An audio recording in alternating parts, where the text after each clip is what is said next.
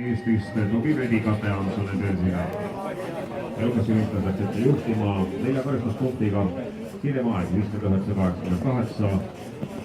Meil ei ole hetkel puhkaid soovitusi. We do not have here on so far.